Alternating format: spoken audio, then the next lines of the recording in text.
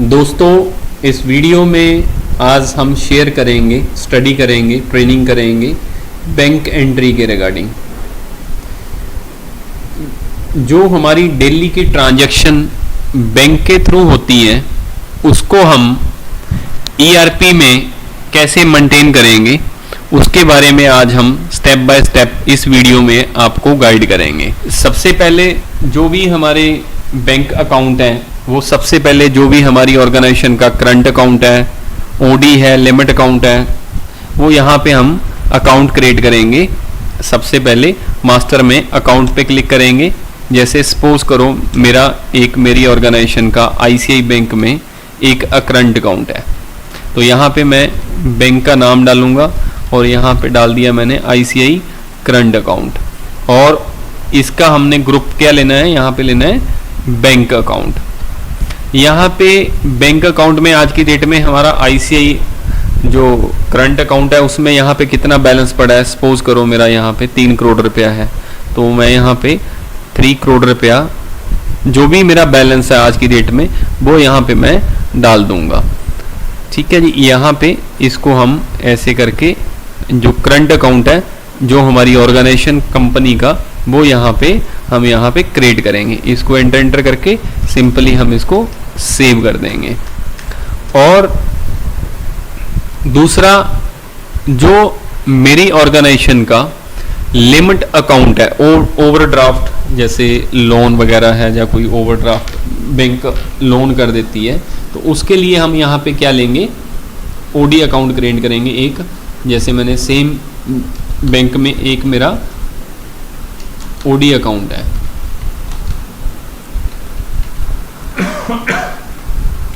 तो यहाँ पे मैंने ले लिया ओडी अकाउंट। और यहाँ पे इसका ग्रुप कौन सा लेना है, ओडी अकाउंट। दोनों में डिफरेंस क्या है टेक्निकली।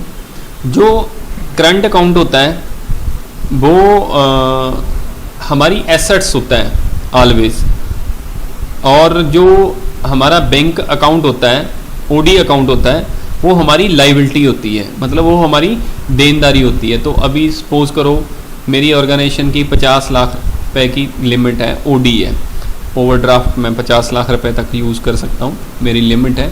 तो यहाँ पे 50 लाख मैं यहाँ पे डाल दूंगा। इसको मैंने कर दिया यहाँ पे सेव।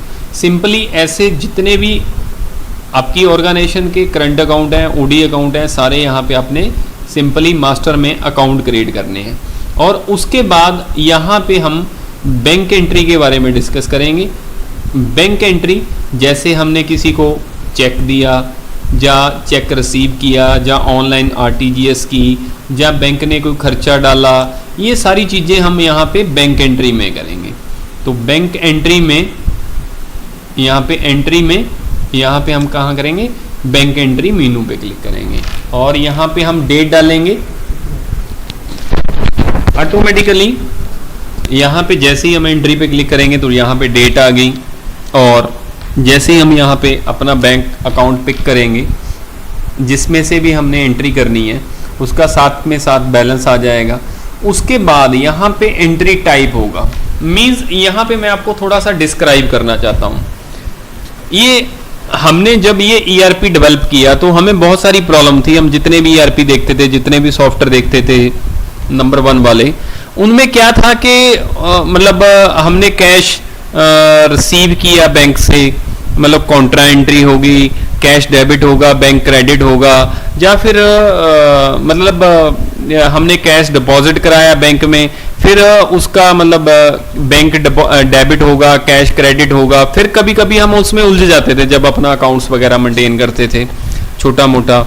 जब हमने स्टार्टिंग की ईआरपी डेवलप करने के लिए, फिर हमने चेक इशू किया तो इसके लिए हमें पेमेंट की एंट्री करनी पड़ती थी। फिर वो भी डबल एंट्री सिस्टम था, डेबिट करो जी, पार्टी को डेबिट करो, कैश को बैंक को क्रेडिट करो। या फिर हमने किसी से रिसीव किया, वही डेबिट क्रेडिट, बैंक चार्जेस डालने हैं जी, बैंक ने खर्चा डाल दिया, उसकी आपको जर्नल एंट्री डालनी पड़ेगी। बट यहाँ पे आके फिर हमने सोचा कि एज पर डिस्क्रिप्शन क्यों ना ऐसा सिस्टम हो जिसके साथ सिस्टम ऑटोमेटिकली डेबिट क्रेडिट करे। कोई भी अनलिटरेटेड पर्सन जो मेरे जैसा एक देसी बंदा है वो भी इस एंट्री के साथ अपना बैंकिंग, अपनी अकाउंट्स सिंपली मैनेज कर सके। तो हमने इस बात पे बहुत फोकस किया, फिर इसको एनालाइज किया। मतलब ये एक इनोवेशन है, ये एक रिसर्च है, एक एंट्री नहीं है, जिसके साथ आप अपना अकाउंट्स विदाउट नोइंग, मतलब आपको कोई भी अगर इंफॉर्मेशन नहीं है अकाउंट्स की, आप इसके साथ अपना बैंक बहुत अच्छे तरीके से मेंटेन कर सकते हैं। तो मैं आपको एंट्री डाल के बताता हूं। यहाँ पे जैसे हमने किसी को एक चेक इशू किया, यहाँ पे चेक इशू किया, यहाँ पे F3 करके एक हम अकाउंट क्रिएट करते हैं किसी पार्टी का। जैसे मेरा कोई सप्लायर है, सपोज करो मैंने कोई भी यहाँ पे पार्टी बना ली, जॉनी इंटरप्राइज, यहाँ पे हमारा ये सप्लायर है। तो यहाँ पे हमने इसका हमने 1.5 लाख रुपया देना है। लास्ट यहाँ पे ओल्ड बैलेंस डाल देंगे, देना है मींस क्रेडिट, इसको कर देंगे सेव। और अभी हम यहाँ पे F3 करके जो भी क्रिएट करेंगे लिस्ट में ऑटोमेटिकली हमारा मेंटेन होता रहेगा। जैसे ही पार्टी का नाम उठाएंगे उसका बैलेंस, बहुत सिंपल तरीके से हमने इसको डेवलप किया। जैसे जॉनी इंटरप्राइज को मैंने 50,000 का चेक दिया हुआ है, तो चेक जैसे इशू करते हैं तो क्या क्या होता है, चेक नंबर होता है हमारा। तो यहाँ पे हम उसका चेक नंबर डाल देंगे, चेक डेट डाल देंगे। रूटीन में क्या होता है कि मोस्टली जब ERP हम यूज करते हैं उसमें चेक नंबर डालते हैं, तो वहां पे नरेशन में ही हमें डालना पड़ता है। तो वहां पे क्या होता है कि चेक नंबर डाल दिया, पहले भी रिपीट डाल दिया तो गड़बड़ हो जाती थी प्रिंटिंग में, बाद में देखना पड़ता था, फिर उसको चेक करना पड़ता था। तो हमने यहाँ पे छोटी छोटी बातों का ध्यान रखा है कि अगर दोबारा इस चेक नंबर को आप डालेंगे तो ये सॉफ्टवेयर आपको वार्निंग देगा कि ये चेक आपने ऑलरेडी इशू कर दिया है। मतलब यहाँ पे जो भी इसकी नरेशन, डिस्क्रिप्शन सब ऑटोमेटिकली मेंटेन होगी। जैसे ही मैंने इसको सेव किया एंट्री को, अभी मैं एक आपको थोड़ा सा डिस्क्राइब करके बताना चाहता हूं। जैसे अभी मैं एक लेजर ओपन करता हूं यहाँ पे पार्टी का, जॉनी इंटरप्राइज का। यहाँ पे मैंने लॉग बुक पे क्लिक किया, साथ ही साथ में एंट्री के साथ उसका फैक्ट हम चेक करते हैं। यहाँ पे हमने फैक्ट के लिए यहाँ पे लेजर में गए, लेजर में जाके हमने ओके किया। और यहाँ पे अगर आप देखेंगे, अगर हमने किसी पार्टी को लेजर दिया है तो उसका टाइप क्या आएगा कि भाई मैंने आपको चेक इशू किया था इस बैंक से, इस चेक नंबर से, इस डेट से, साथ में पूरी नरेशन यहाँ पे प्रिंट करके देखेंगे। ये सर एंट्री का एक प्रैक्टिकली व्यू है। जिस तरह से हम चाहते हैं कि इशू है, रिसीट है, ऑनलाइन ट्रांसफर है, सब कुछ डिस्क्राइब होके आपके पूरा क्लासिकल पूरा व्यू आपका शो होगा। उसके बाद मैं अपनी बैंक बुक भी चेक करता हूं कि वो मेंटेन हो रही है। मैं यहाँ पे अगर लेजर में चेक करना तो लेजर में भी कर सकता हूं, और साथ में इसकी हमने और अच्छी एक रिपोर्ट डेवलप की है स्पेशली, वो है कैश बुक, बैंक बुक। यहाँ पे आप देखेंगे जाके डिस्प्ले में, और यहाँ पे डिस्प्ले में हम जाके देखेंगे, यहाँ पे अकाउंट उठाएंगे बैंक का, ओके करेंगे, और यहाँ पे मैंने कितना हमारा बैलेंस था, किस किस को कितनी कितनी पेमेंट दी और कितना कितना बैलेंस है, चेक इशू किया है नहीं, ये टोटल यहाँ पे शो होगा। यहाँ पे पूरे साथ में यहाँ पे पूरी इसकी नरेशन भी डिस्क्राइब होगी। अगर आप थोड़ा सा इस तरफ जाएंगे तो इस तरफ पूरी नरेशन भी आ जाएगी, और आपकी बैंक बुक भी ऑटोमेटिकली मेंटेन होगी। मतलब अप टू बैलेंस शीट ये सब कुछ हो रहा है यहाँ पे, मतलब ऐसा नहीं है, यहाँ पे अप टू बैलेंस शीट आपका सब कुछ यहाँ पे मेंटेन हो रहा है। यहाँ पे मैंने ओके किया, यहाँ पे मेरा ये मैंने यहाँ पे करंट एसेट्स मेरी इतनी है, यहाँ पे मैंने डबल क्लिक किया और यहाँ पे मैंने बैंक अकाउंट पे क्लिक किया, उसका आ गया, और यहाँ पे मैंने क्लिक किया पूरा एंट्री लेवल तक। और कहीं भी आप चेंज करेंगे अप टू बैलेंस शीट तक वो एंट्री रिफ्लेक्ट करेगी। मींस के हमने एक ऐसा सिंपल ERP डेवलप किया है जिसके साथ आपको ये सोचने की जरूरत नहीं है कि भाई इस एंट्री का फैक्ट तो यहाँ तक जा रहा है, मैंने मॉडिफाई कर दिया। ये कोई ऐसी गाड़ी नहीं है, ड्राइव नहीं कर रहे कि जिसके साथ अगर आपने गलती से कोई एंट्री रॉन्ग डाल दी या कुछ गेयर दिला दिया, कच दिला दिया, फिर गड़बड़ हो जाएगी, एक्सीडेंट हो जाएगा। इसमें कुछ भी नहीं है। आप डबल क्लिक करो, कहीं से भी एंटर करो, चेंज करो, मॉडिफाई करो, अपडेट करो। मैं आपको ये बात पे विश्वास दिलाना चाहता हूं कि आपको अकाउंट से 1% डरने की जरूरत नहीं है, और कहीं भी आप उसके फैक्ट, उसके रिजल्ट चेक करते जाओ, और कहीं पे आपको मिस्टेक लगती है उसको डबल क्लिक करो, रेक्टिफाई करो। सिंपल है। अगर आप कंप्यूटर पे बिजनेस करेंगे आज की डेट में, आपका बिजनेस इतना सिंपल हो जाएगा कि आपको लगेगा कि मेरे को ये काम आज से 10 साल पहले करना चाहिए था। और बहुत सारी लोगों की सजेशन आती है कि भाई आप कहाँ थे इतनी देर, आपने इतना सिंपल ईआरपी डिजाइन किया, अभी तक तो हम नंबर 1 ईआरपी यूज कर रहे हैं, तो यार वो वहां पे तो Contra entry, journal, debit note, credit note, पता नहीं क्या क्या हमें डालना पड़ता है अपनी बैंकिंग मेंटेन करने के लिए। आपने इतना सिंपल इसको डिजाइन किया। हमने बेसिकली हमारी हर बात पे हम ये सोचते हैं कि जो मतलब जैसे मैंने एक बुक में पढ़ा है कि बिल गेट्स साहब कहते हैं कि जो चीज आप डेवलप कर रहे हो सॉफ्टवेयर इंडस्ट्री में, जो चीज आप डेवलप कर रहे हो उसके अकॉर्डिंग आप कितना भी कॉम्प्लिकेटेड मतलब आपको लगे, कितनी भी आपको उसके ऊपर लेबर करनी पड़े, बट उसका जो प्रोसीजर हो, जो सामने वाला कस्टमर हो, जो उसको यूज कर रहा है, जो उसका यूजर है, उसको इतना यूजर फ्रेंडली हो, इतना यूजर फ्रेंडली हो, उसको तो ऐसे लगे भाई कुछ भी नहीं है यार। तो ऐसे ही हमने उन बातों पे फोकस करके हर चीज पे R&D की है। तो अभी मैं थोड़ा सा आपको नेक्स्ट एंट्री के बारे में बताता हूं। जैसे ये चेक इशू किया था, अभी आपने ड्राफ्ट किया, तो इसके लिए आप यहाँ पे क्या लेंगे, यहाँ पे ड्राफ्ट इशू ले लेंगे। ड्राफ्ट इशू में सेम पार्टी को मैं एक ड्राफ्ट बना के भेजता हूँ। यहाँ पे नई पार्टी भी क्रिएट कर सकते हैं। यहाँ पे एंटर करेंगे, अमाउंट डाल देंगे, और ड्राफ्ट पे हमारा कितना एक्सपेंस लगा है, मतलब ये भी हमने यहाँ पे डाला हुआ है। इसकी एंट्री ऑटोमेटिकली हमारी जर्नल एंट्री पोस्ट होती रहेगी। और यहाँ पे 25 रुपए हमारे ड्राफ्ट के लग गए, हमने टोटल यहाँ पे इतने का ड्राफ्ट। और यहाँ पे डीडी नंबर, ड्राफ्ट नंबर हमने डाल दिया, ड्राफ्ट की डेट डाल दी, और यहाँ पे उसका रिमार्क्स डाल दिया। ऐसे करके हम यहाँ पे पूरी इसकी एंट्री करेंगे। इसको कर दिया सेव। ऐसे करके आप अपना यहाँ पे ड्राफ्ट इशू कर सकते हैं। अभी मैं एक और एंट्री करके बताता हूं आपको।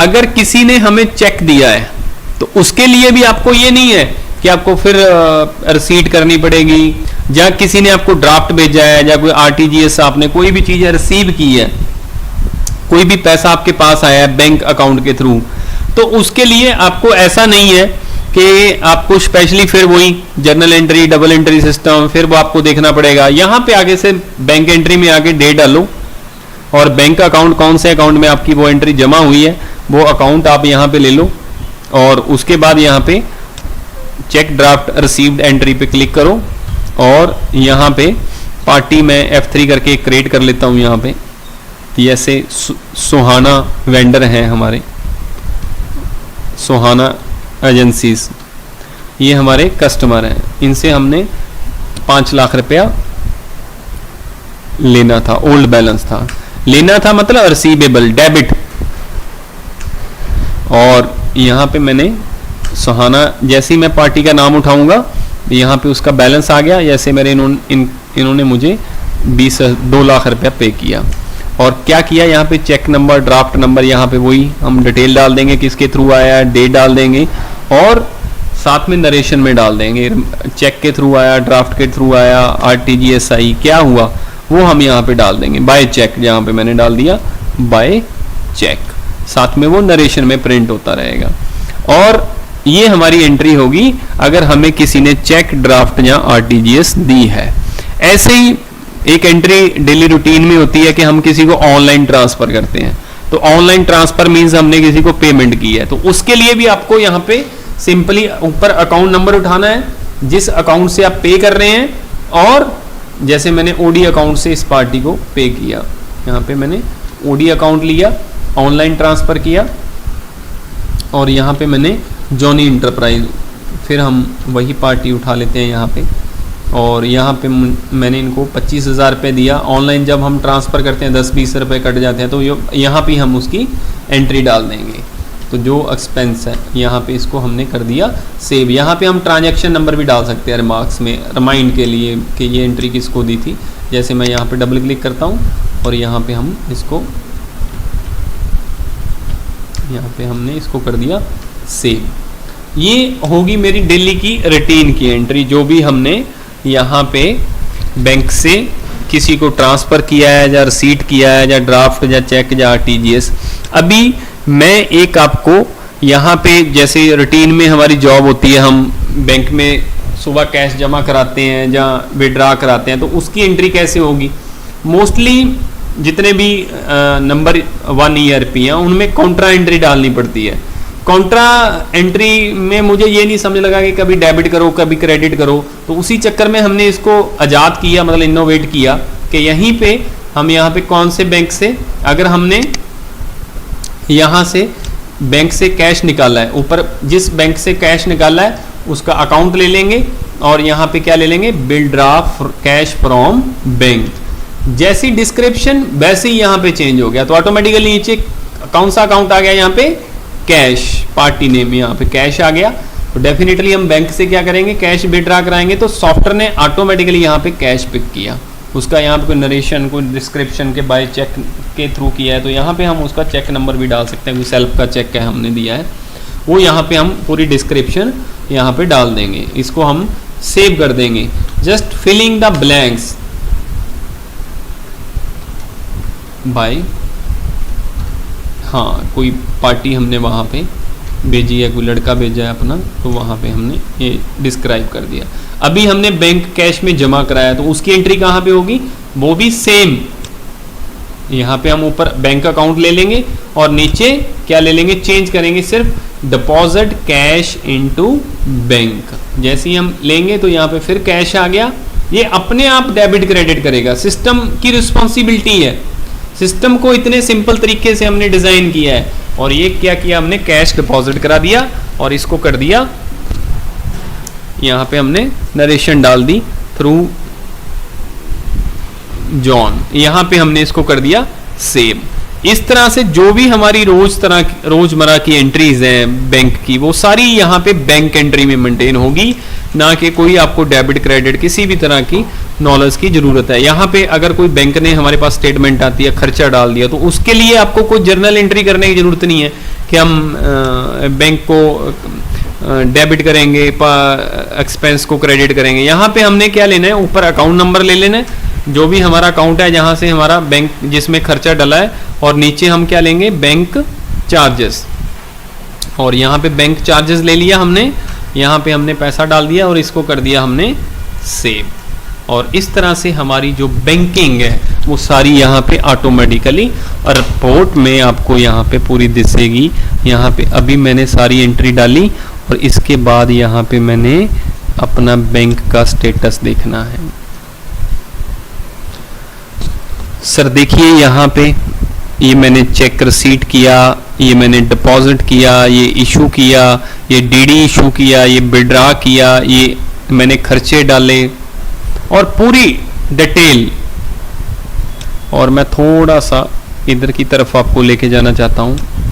जब आप प्रिंटिंग लेंगे तो आपको पूरा यहाँ में साथ में पूरी आपकी नरेशन, ये आप प्रिंट करेंगे, पूरा नरेशन में आपका प्रिंट होगा। ये होगी आपकी सर पूरी बैंकिंग। ये सिंपल ERP में आप अपना banking without any hesitation, without any मतलब knowledge of accounts, any computer, आप सिंपली इसमें मेंटेन कर सकते हैं। एक यहाँ पे हमने एक और रिपोर्ट बनाई है, वो है हमारी यहाँ पे बैंक रिकंसिलेशन स्टेटमेंट। जैसे बहुत सारे लोग हैं वो चाहते हैं कि मैं बैंक रिकंसिलेशन चाहता हूँ, और हमने देखा है कि बैंक रिकंसिलेशन इतनी कॉम्प्लिकेटेड है, उसके लिए फिर स्पेशल एंट्री डालनी पड़ती है। यहाँ पे सिर्फ आपको क्लियर डेट डालनी है कि ये मैंने चेक इशू किया, कौन सी डेट को क्लियर हुआ। यहाँ पे आपको क्लियर अनक्लियर उस हिसाब से आपको रिपोर्ट यहाँ पे आप टिक करेंगे, कौन सी एंट्री क्लियर होगी, कौन सी क्लियर नहीं हुई, वो यहाँ पे अनक्लियर कौन सी एंट्री है। ठीक है, यहाँ पे पूरा आपका डिटेल में ये डिस्क्राइब होगा। अभी तक ये अनक्लियर है, अगर यहाँ पे हम रिकंसिलेशन में डेट वाइज डाल देंगे तो आपको रिकंसिलेशन करके ये पूरी स्टेटमेंट दिखाएगा। इसके लिए आपको स्पेशल कोई अदर एंट्री डालने की जरूरत नहीं है, सिंपल जैसे हम एक्सेल वगैरह में टाइप करते हैं यहाँ पे हम टाइप कर देंगे, तो जिसके साथ हमारा रिकंसिलेशन ऑटोमेटिकली मेंटेन होता रहेगा बैंक का। ये थी सर बैंकिंग की एंट्री एक सिंपल ईआरपी में, जो हमने बड़े मतलब सिंपल तरीके से इनोवेट किया है आपके लिए, कि स्पेशली आप आज की डेट में हमारी कंट्री को सिंपल अकाउंट्स जीएसटी पे मेंटेन करने के लिए एक अच्छे ईआरपी की ज़रूरत है, जो मतलब जिसमें ज़्यादा हेजिटेशन ना हो, जिसमें कोई ट्रबल ना हो, जिसमें कोई दिक्कत ना हो, जिसमें हर बंदा इजीली उसको मेंटेन कर ले। ऐसे इस ईआरपी की आज की डेट में बहुत ज़रूरत है।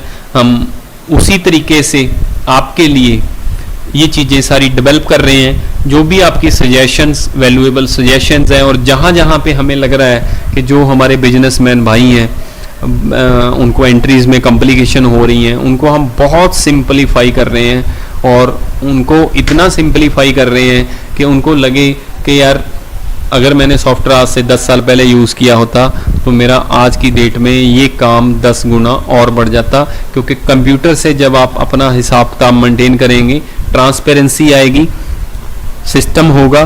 सर आज की डेट में इंडिया में, हमारी कंट्री में एक रेगुलेशन की ज़रूरत है, एक सिस्टम की ज़रूरत है।